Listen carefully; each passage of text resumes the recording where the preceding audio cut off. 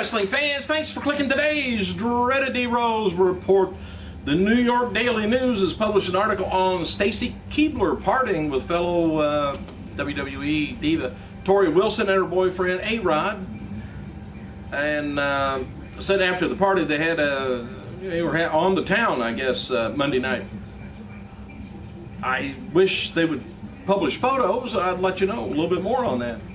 Hey, WWE is going to be holding a SmackDown Live event at El Paso County Coliseum, El Paso, Texas, on July 7th, 7:30. Tickets go on sale May 19th at Ticketmaster.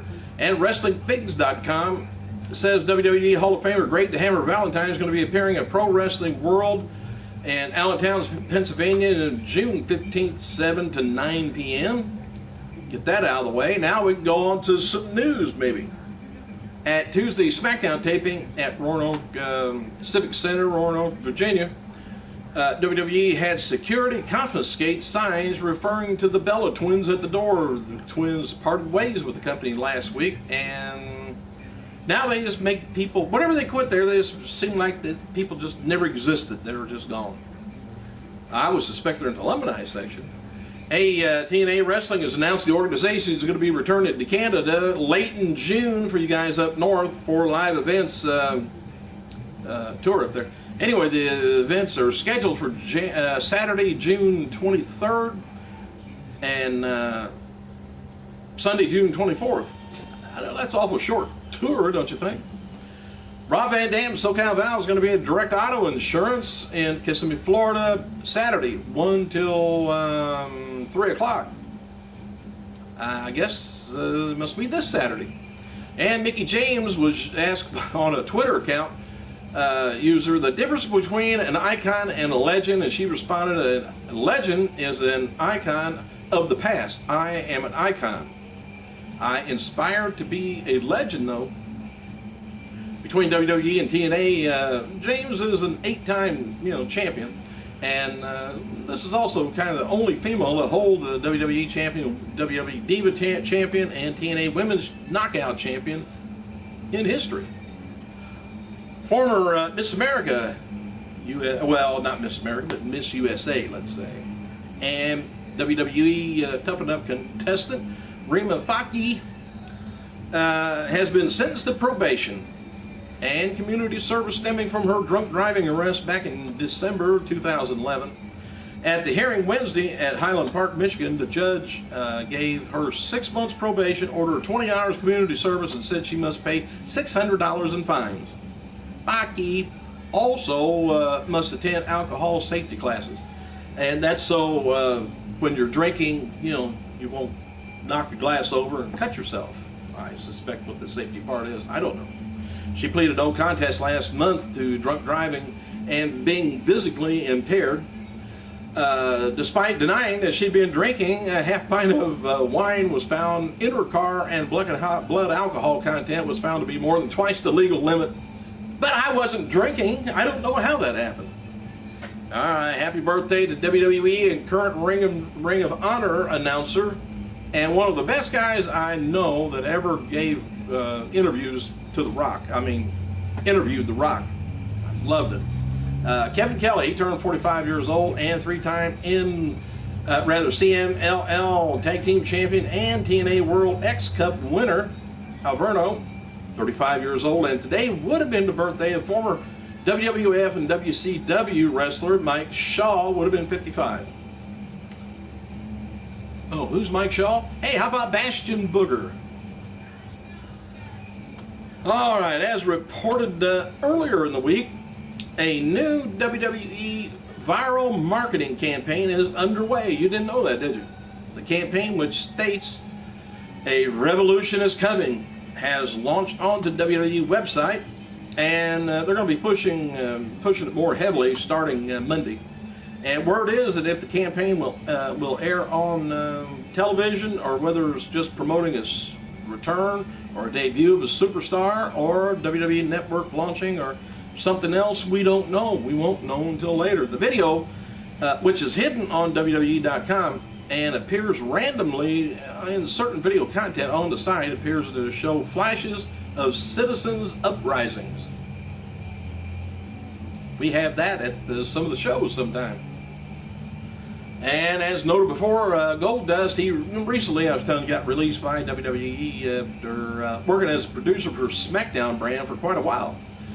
Word came out, it was an undisclosed incident that happened on April 24th, SmackDown taping Grand Rapids, Michigan, led to his contract being terminated. F4WOnline.com, they always find out the news, and I'll let you know about it later. Reports that the belief that Goldust was responsible for coming up with a spot on SmackDown where Yoshitatsu took a double-team powerbomb finisher from Darren Young and Titus O'Neil. Anyway, Tatsu landed bad, and the bump was said to look even worse live than it did on TV. Young and O'Neil were not in action on May 4th SmackDown, but did work the week's tapings and using a different finishing move too. I don't know. Kind of seemed picky to me. Maybe that's just a reason to get rid of it. Hey, note before, Paul Heyman, he is with WWE most likely throughout the summer, up to SummerSlam, then he'll probably be disappearing, and he's going to be representing Brock and being used at WWE as Lesnar's signed for a limited number of dates. Whenever Lesnar's not there, he'll probably be there. Not both together. Oh, maybe. Right before pay-per-view. One idea discussed is to have Lesnar sue WWE for breach of contract and money owed, playing off the original, the actual legal battle the two sides had years ago. This angle would include all sorts of virtually, they're going to be campaigning against each other. Something Heyman has experience with that would help get over a legitimate issue between Lesnar and so they're kind of bringing real life backstage situations we don't see. Anyway, Heyman's not expected to go on the road full with WWE too. Last word, he's only involved in Lesnar's storyline and not looking to be in any part of the creative part. While one reason Heyman has returned to work close with his friend Lesnar, word is that he also returned potentially work with CM Punk down the line. Heyman has much respect for Punk and will work with him on an upcoming Punk DVD release.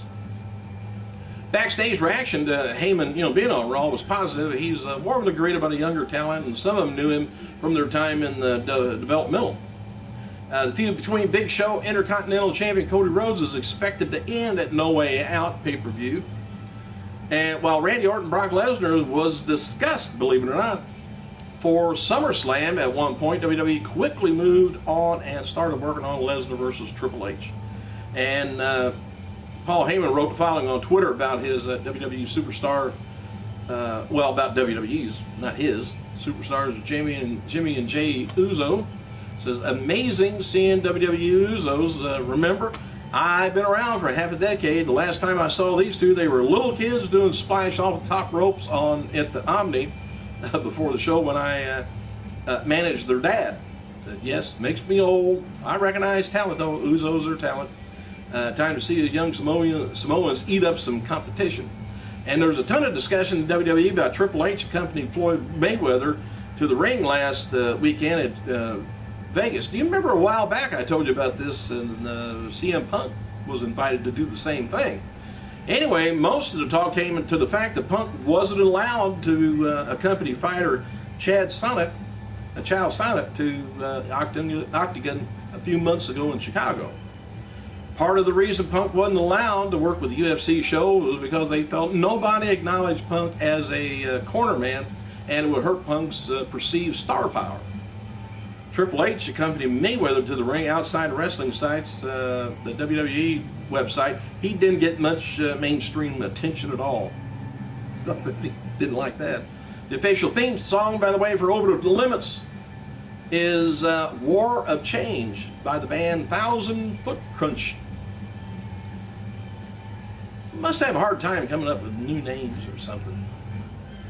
All right, as noted yesterday, FCW is going to be kicking off their Summer Slamorama series at June 8th down at Punta Gorda, Florida, with champions Seth Rollins and others. The Summer Slamorama events will feature 8 matches with NXT and FCW stars, and autograph session, games, music, special guests, Dancing with the Superstars contest and a Diva swimsuit contest. I'm going to have to go. Not right now. I have to be a judge on that, maybe.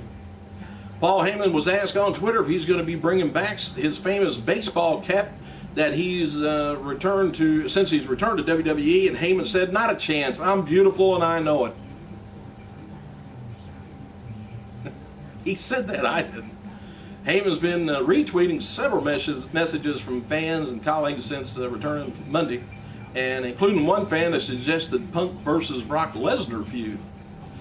Cena, by the way, wrote following on Twitter about his Dream Machine appearance on Sci-Fi. He said the episode is going to be replaying Friday after SmackDown. He said, "I truly thank the Parker brothers and redefining my love for automobiles.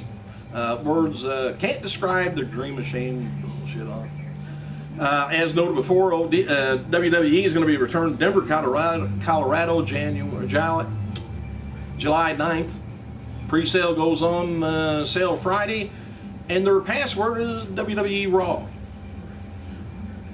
WWE's shop website is releasing new cutoff shirts for Zack Ryder and Brock Lesnar, CM Punk, Miz, Triple H, Randy Orton, The Rock, and Cena, because it's now summer and we need our sleeves cut off. I don't like to cut these off.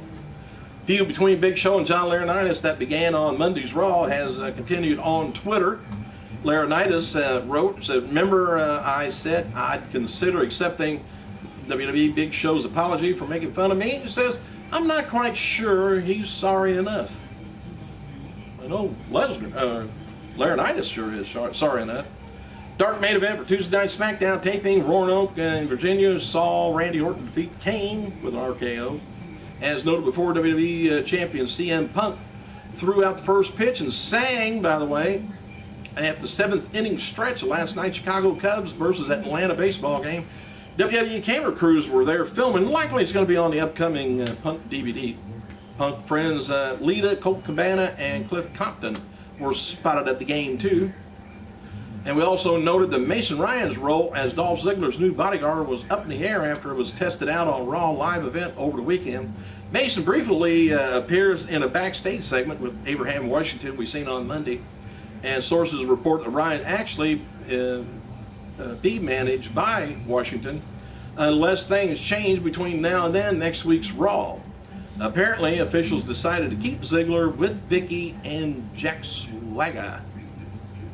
I thought Vicky was going to get a big stable of guys to hang around with, and maybe a diva or so, but hadn't happened yet. I don't know whether kind of Lesnar, coming back kind of pushed everything else off to the side or what, but she ought to have a little bit more of a stable. In fact, if she needs a stud, here I am, Vicky.